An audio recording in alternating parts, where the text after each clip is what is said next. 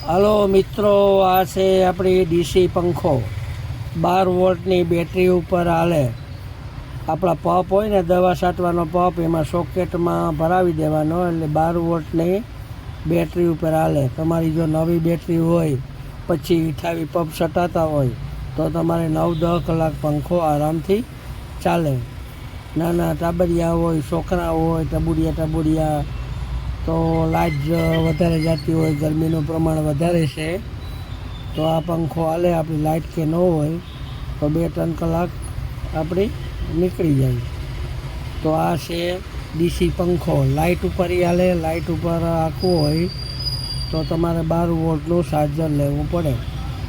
ને બેટરા આપણે ડાયરેક્ટ બેટરા આપણે સાથે બેટરો ન આવે, ખાલી પંખો બનાવેલ આવે. અને આપણી કિંમત રાખી છે 1000 રૂપિયા. તો વસ્તુ સારી આવે, ઇન્ડિયન આવે, નો સાઈને આવે, ગેરંટી વોરંટી ન આવે તો બગડે તો પાછો રિપેરિંગ થઈ જાય. તો એવું છે. તો એમાં 3 સ્પીડ આવે, 1, 2, 3 સ્પીડ આવે. તો ઉનાળામાં લાઇટનો પ્રોબ્લેમ રહેતો હોય ને આપણી પાસે મોટરસાઇકલની બેટરી ઉપર હાલે, ટ્રેક્ટરની બેટરી ઉપર હાલે, પછી દવા છાંટવાના પંપ ઉપર હાલે, તો બધાયમાં હાલે. તો અવશ્ય એકવાર શિવશક્તિ ઇલેક્ટ્રિકમાં કોન્ટેક કરજો. તો આપણે બેટરો આવી ગયો, પંખો આવી ગયો ચાર્જિંગવાળો.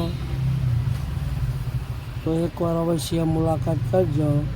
શિવશક્તિ ઇલેક્ટ્રિક આરો, પોરબંદર.